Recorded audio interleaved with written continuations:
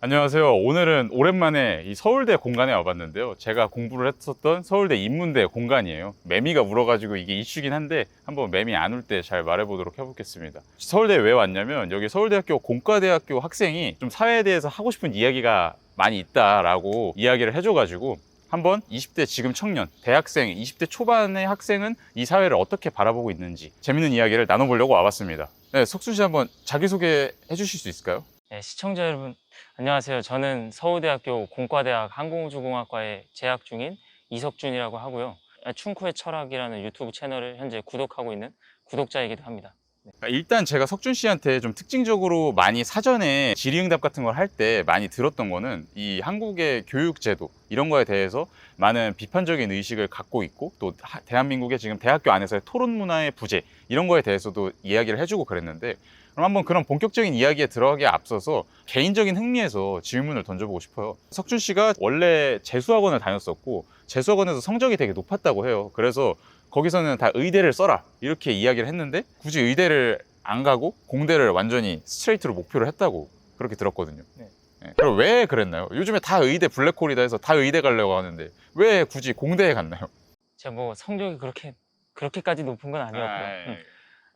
제가 공대에 진학을 했던 이유는 우선 어릴 때부터 워낙 뭔가를 만드는 거를 좋아했고 또 기계 같은 거를 이렇게 분해한 다음에 기계의 구동 원리 같은 거를 분석하는 거를 워낙에 좋아했어서 손재주가 좋기도 했고 그래서 공학이라는 어떤 학문의 큰 매력을 느끼기도 했고요. 그다음에 우리가 이 사회에서 일어나는 수많은 일들을 보면 하나의 체인 같다라고 생각을 하거든요. 그러니까 예를 들어서 한 명의 사람을 살린다고 하면 정말 수술대 위에 놓인 환자를 사선에서 구해내는 그런 의사나 간호사 이런 분들도 있지만 그 환자들을 수술대까지 올리기 위해서는 결국에 그 환자가 원래 있던 위치에서 병원까지 운송을 해줄 사람도 필요하잖아요. 그러면 구급대원이나 소방관 이런 분들 또 경찰관 이런 분들이 필요하고요. 그리고 그분들이 사실은 들것에 환자를 실어서 날리기도 하지만 기본적으로는 앰뷸런스 이런 차량 혹은 닥터 헬기 같은 헬리콥터 이런 기계 장치를 이용을 하잖아요. 그러면 그 기계 장치를 설계하고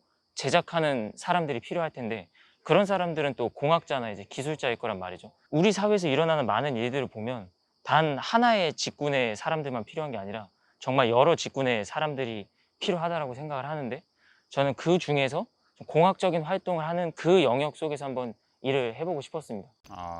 그럼 별 돈에 대한 생각은 없었나요? 네. 공학을 전공하는 많은 학부나 학과들 중에서도 사실은 우리가 아닌 말로 돈이 되는 학과가 있고 돈이 안 되는 학과가 있다 이렇게 표현을 하는데 사실 제가 전공을 하고 있는 항공우주공학 같은 경우는 그렇게 크게 돈이 된다라고 생각이 드는 학문은 아니거든요. 그러니까 정말 많은 부가가치를 창출할 수 있고 여러 가지 파생 기술들을 낳을 수 있지만 초기에 투자되는 비용들이 워낙 많고 기술을 하나 개발하려면 정말 많은 돈과 인력과 노력이 들어가기 때문에 다른 분야에 비해서 사실 돈을 보고 그 학문을 추구한다라고 보기는 조금 어려운 것 같습니다. 아, 그러면 요즘에 뭐 석준 씨 같은 경우에는 공학의 뜻이 있어서 아까 그러니까 결국에는 인본적인 의식이 있었던 것 같고 사람들이 잘 살아가고 건강하게 살아가는 사회가 되기 위해서는 각각 체인에서 맡은 역할들이 필요하니까 특히 공학적인 역할도 되게 중요한 거고 근데 뭐 그런 걸 떠나서 일단은 돈 많이 버는 과에 가야 된다는 인식이 많은 거는 사실이잖아요. 네. 그럼 그런 현상에 대해서는 어떻게 생각하시나요?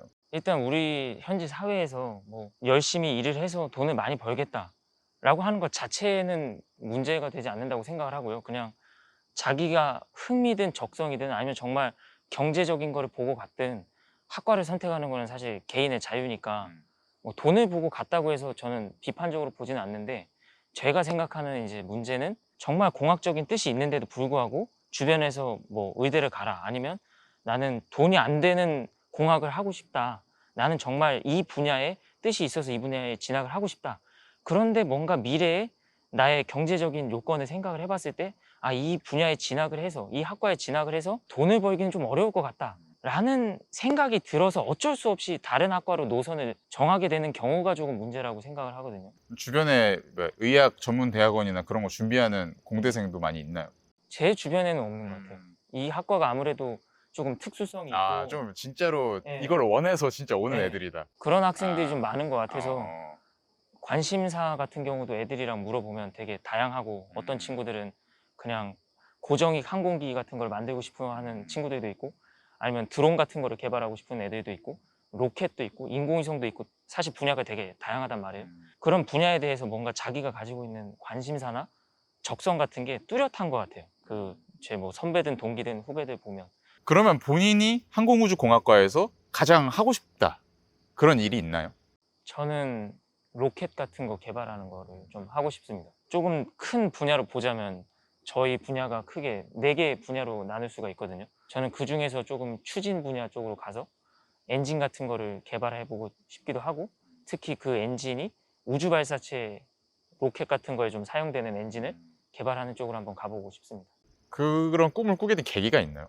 최근에 우주 발사체를 발사하는 경우가 많이 있어요. 민간 기업 같은 경우에 특히 미국 같은 경우에는 뭐 대표적으로 스페이스X 같은 데에서 많이 발사를 하고, 최근에는 또 달 남극에 탐사선을 보내겠다 하면서 뭐 러시아부터 시작해서 인도, 그다음에 바로 최근에는 일본에서 또 H2A 로켓을 발사를 했는데, 그런 것들이 유인부터 시작해서 무인, 그다음에 달 착륙, 그다음에 더 나아가서는 화성 탐사 같은 전 우주적인 탐사를 하는 데 있어서 우주 발사체가 상당히 중요하다는 것을 시사해주는 대목이라고 할 수가 있는데, 그런 점에서 우리나라가 뭔가 우주 기술 강국이 되기 위해서는 그런 우주 발사체를 연구하는 것이 조금 필요하겠다라는 것을 최근에 어떤 국제 정세 같은 걸 보면서 느끼게 돼서 그런 부분을 한번 좀 연구를 해보고 싶습니다. 그러면 석준 씨가 좀 사전에 이야기해 주셨던 거에서 제가 인상 깊었던 거는 공대 같은 경우에도 좀 이렇게 탑다운 방식으로 교육이 많이 이루어지더라. 그래서 그게 좀 아쉬웠다. 그래가지고 그게 아쉬워서 좀 본인들의 학생들의 주도적인 연구를 할 수 있는 팀 같은 것도 지금 만들어서 운영을 하고 계시다고 말씀하셨고, 네. 그리고 또 어떤 교양 수업 같은 데 갔더니 학생들이 토론을 하려고 했더니 서로 토론을 할 생각은 안 하고 본인의 이야기를 하는 그런 경우가 있더라고요. 그리고 사실 대부분의 학생들은 별로 그런 토론에 참여하지도 않고, 또 말을 하는 학생들은 또 본인의 입장을만 이야기를 하려고 하는 경향이 있더라. 네. 그런 다양한 이야기를 해주셨는데, 네. 그래서 제가 묻고 싶은 건 지금 서울대학교에서 과연 교육이 잘 이루어지고 있다고 생각하는지, 물론 장단점이 있겠지만 그런 또 장점과 단점 이렇게 나눠서 이야기해 주시면 되게 좋을 것 같아요. 학교에서 이루어지는 교육이 장점을 보자면 커리큘럼은 일단 되게 구성이 잘 돼 있다라는 저도 그거는 완전 동의합니다. 합니다. 그래서 보면 되게 정말 뭔가 스스로가 하려고 하는 의지를 가지고 그 코스웍을 충실히 이행을 하면 어느 정도의 실력을 얻는 데는 무리가 없다라고 생각을 하고요. 그런 어떤 체계성의 측면에서는 되게 장점을 갖는다라고 생각을 합니다. 꼭 비단 서울대학교뿐만 아니라 아마 대한민국의 유수의 대학교들이 다 그럴 거라고 생각을 하고요. 그런데 이제 단점이라고 한다면 일단 뭔가 주체적으로 학생들이 모여서 뭔가를 하는 게 생각보다 많지 않은 것 같고요. 교육 현장 내에서. 그러니까 예를 들어서 실험을 한다고 하더라도 그 실험이 뭔가 새로운 거를 창출해내는, 새로운 가치를 창출하거나 새로운 거를 연구해내는 그런 의미의 어떤 실험이나 제작 활동이라기보다는 기존의 이런 방식의 제작 방식이 있었고 기존에 이런 공학 연구가 이루어졌으니까 이 내용과 이 내용을 그냥 컴바인을 해서 뭔가 그냥 한번 남들이 하는 거 비슷하게 만들어 보자 정도에서 그치는 경우도 꽤 많은 것 같기도 하고요. 그리고 토론 수업 같은 경우에도 학생들이 자신의 주장을 관철력 있게 이야기하는 건 좋은데, 저도 토론하는 거 좋아하고 사람들이랑 이렇게 대화하는 거를 좋아하는데 항상 이렇게 충돌하는 지점이 뭐냐면, 저는 상대방이 무언가를 이야기를 했을 때 그 이야기가 논리적으로 납득이 되고 이게 맞다라고 생각을 하면 제 의견을 숙일 때도 있고, 그런 판단이 안 되면 제 의견을 밀고 나갈 때도 있는데, 토론 수업 같은 거를 하다 보면 대부분의 학생은 참여를 하지 않거나 말씀하신 것처럼 참여를 하는 학생들은 자기식으로 남의 이야기를 이해를 해서 이야기하는 경우가 좀 많은 것 같아요. 그래서 뭔가 본질을 파고든다기보다는 겉도는 토론이 되는 경우도 있는 것 같고, 다른 사람들의 이야기를 좀 듣고 그 사람들과 토론을 하면서 다른 사람의 생각을 이해하고 그 과정에서 나의 생각의 외연을 좀 넓히는 그런 식의 토론 문화가 정착이 되고 그런 교육이 좀 진행되면 좋겠는데, 아직은 미성숙한 단계라고 생각을 합니다. 그런 시도는 되게 많다고 생각하거든요.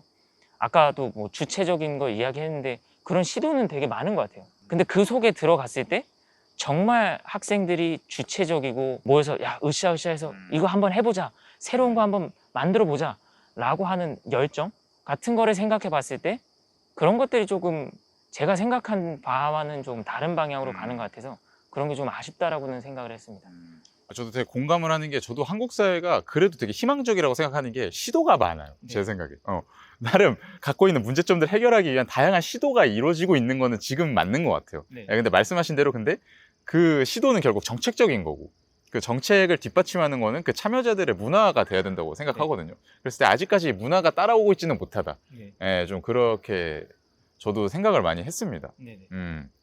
그리고 근데 한 가지 질문 드리고 싶은 거는 일단은 어떤 범례 같은 실험을 해보도록 그냥 남들이 하는 거를 따라해서 하도록 교육이 된다. 그렇게 말씀을 하셨는데 이거를 들으면 아마 그렇게 생각이 들 수도 있을 것 같아요.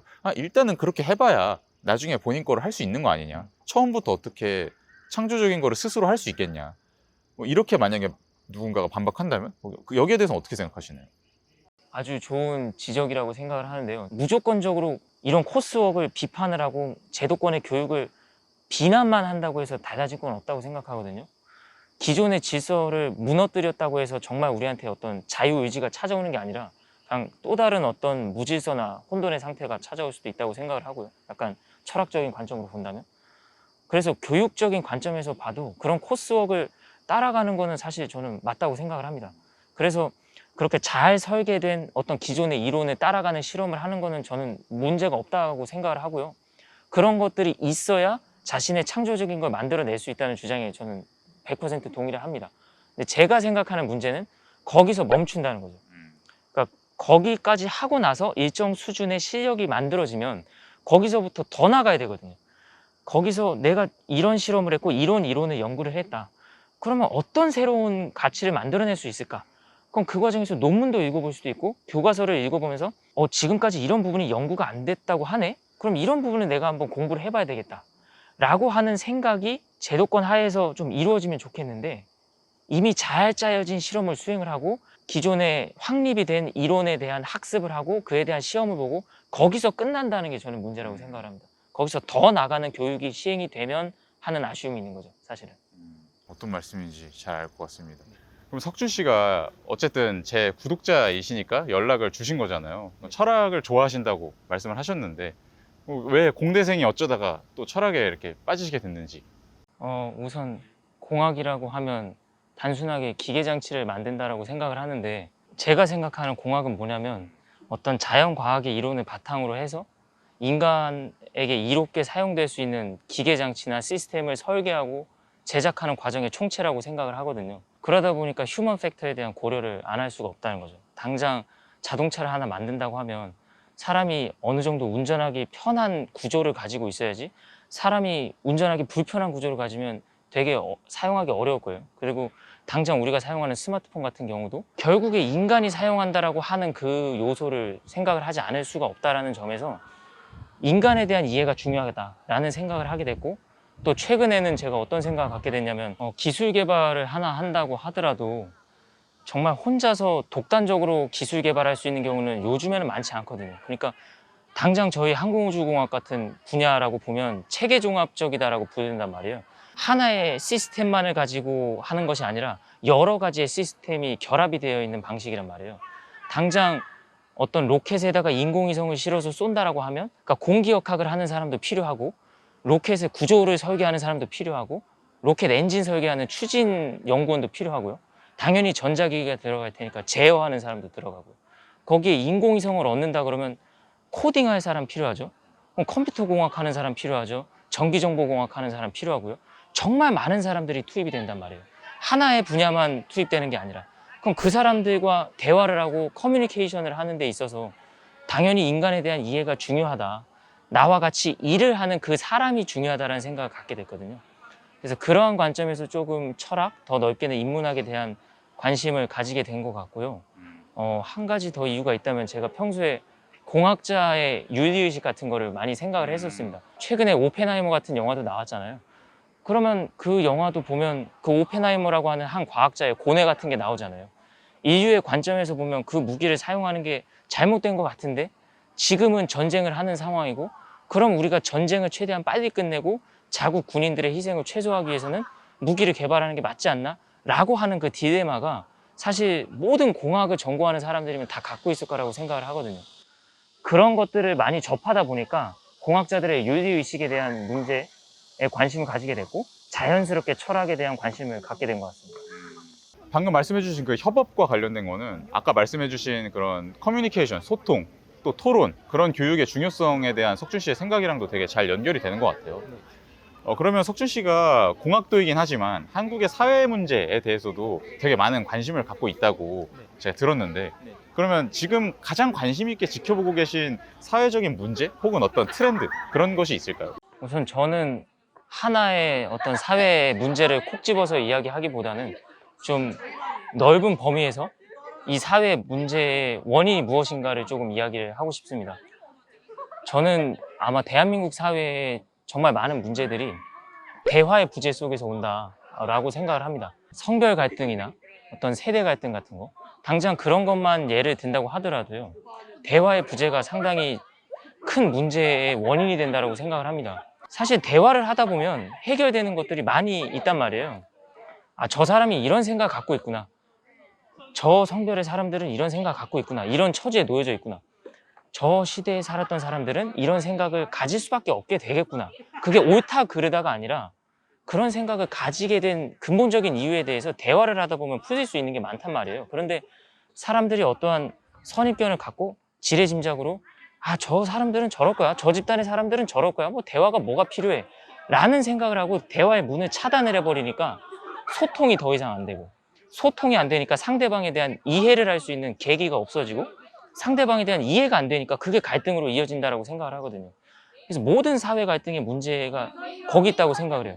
제가 보니까 석준 씨는 되게 진짜로 공학을 사랑하는 사람인 것 같아요. 그러면 이 정말로 똑똑한 사람들이 공학을 많이 공부하려고 하지 않는 지금 상황에서 그래도 공학에 대한 관심을 더 키우려면 이 사회적으로 어떤 일들이 이루어져야 할까요?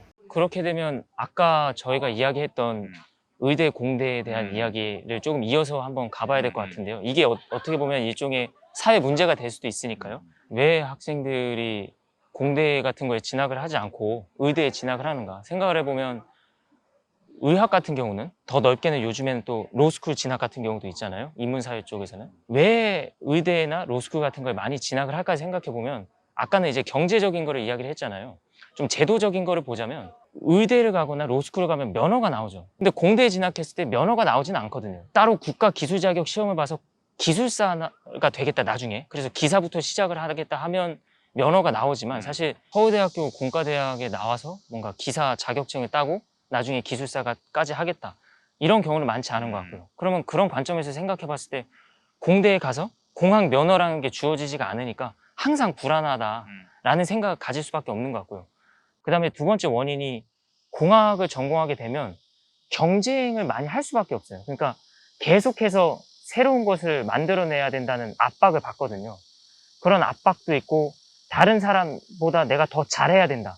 그래야 뭔가 특허도 딸 수 있고, 무언가 하나 만들어내면 그게 상품으로서의 가치를 띠는 경우가 많다 보니까 좀 경쟁 의식을 가지게 되는 경우가 또 많은 것 같고요. 그게 또 두 번째 원인이 될 수도 있다라고 생각을 합니다. 그리고 또 생각을 해보면 한 세 번째 정도 요인으로는, 어떤 미디어나 SNS 같은 데에서 최근에는 메디컬 드라마나 또 법조계를 다룬 드라마는 많이 나오는데 공학을 다룬 드라마는 많지 않은 것 같아요. 과거에 정말 저희 부모님 세대를 보면 국가적으로 어떤 기술 실현에 성공을 했다, 뭐 어디 지하철을 만들었다, 고속도로를 뚫었다, 로켓 개발에 성공했다, 이런 걸 정말 국가적으로 대대적으로 홍보를 했던 것 같은데, 지금은 그거에 비하면은 많이 그런 홍보가 좀 부족하지 않은가.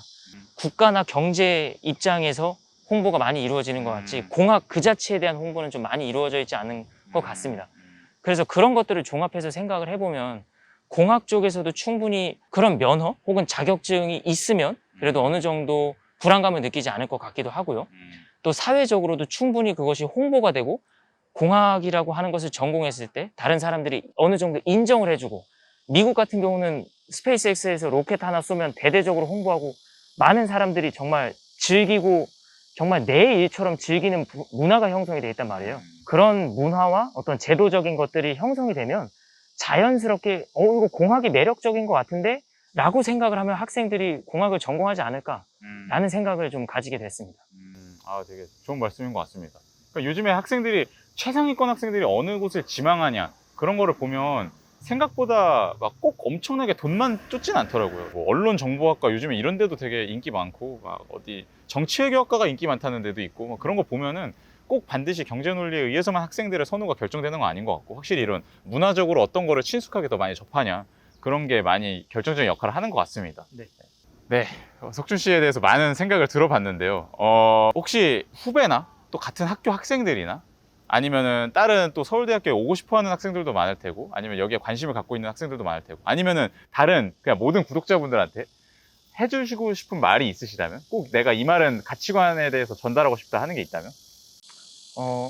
사실 제가 뭐 20대 초반인데 감히 여러분들 앞에서 감히 그런 말을 해도 되는지 모르겠습니다만 그냥 저한테 적용되는 이야기를 풀어서 이렇게 이야기를 하겠습니다. 제 가치관 같은 거를. 특히 이 학교를 다니다 보면 학교를 저도 그렇지만 비판하는 경우가 많이 있거든요. 꼭 학교가 아니더라도 저도 그렇고. 예, 자기가 속한 집단에 대해서 비판하는 경우가 많이 있는 것 같아요. 근데 만약에 그게 이제 서울대학교라고 하면 서울대학교에 다니니까 그런 말을 할 수 있다고도 생각이 들거든요. 그러니까 아, 나는 서울대 정도 나와서 뭔가 서울대를 비판하면 있어 보이겠지라는 생각도 뭔가 있을 것 같기도 하고, 그렇게 되면 서울대를 다니지 않는 사람이나 그 집단 내부에 있는 사람이 보면 일종의 위선처럼 느껴질 수도 있겠다, 그런 생각도 들었고요. 그래서 뭐 비판적인 시각을 가지는 것도 좋은데 자기 자리에서 묵묵하게 자기 일을 하면서 또 서울대학교에 나왔다 그러면 그 비판적인 시각이 사회 문제로 조금 향했으면 좋겠어요. 그래서 서울대에 나왔다 그러면 지식인으로서 이 사회에 도움이 되는 좀 사람이 됐으면 좋겠다, 이런 생각을 항상 저 스스로한테 갖거든요. 어떤 사회 문제를 해결하고 싶은지, 혹은 내가 미래에 어떤 방향으로 나가고 싶은지를 명확하게 설정을 해서 그 자리에서 최선을 다할 수 있는 그런 제가 됐으면 좋겠습니다. 여러분도 그런 사람이 되면 자연스럽게 아까 많이 이야기했던 사회 문제가 자연히 해결되지 않을까라는 기대를 한번 해봅니다. 그 묵묵함, 최선을 다함, 이런 키워드가 그 석준 씨가 가진 공학에 대한 관심, 애정, 이런 거랑도 되게 연결이 된다는 생각이 듭니다. 왜냐면은 이게 인문학 같은 거를 주로 공부하려고 하고 하는 학생들은 이제 어떻게든 이 일을 키워보려고 막 묵묵한 거보다는 막 데모하고 네. 이렇게 대자보 붙이고 그런 거에 더 관심이 많은데, 네. 저도 그런 편이고, 근데 또 누군가는 그렇게 묵묵히 자신의 자리에서 최선을 다하고 공동체에 기여를 하려고 하는 자세도 분명히 필요한 것 같다라는 생각이 들면서 저도 많이 배워가는 것 같습니다. 네, 그러면 오늘 이렇게 오랜만에 학교에 나와서 영상을 찍어봤는데 생각보다 매미가 계속 울어가지고 힘들긴 했는데 조금 양해해서 잘 들어주셨으면 되게 좋았을 것 같습니다. 네, 오늘 즐거운 이야기 나눠주셔서 진짜 감사드리고, 네, 저는 다음에 또 재밌는 영상으로 돌아오도록 하겠습니다. 감사합니다. 감사합니다.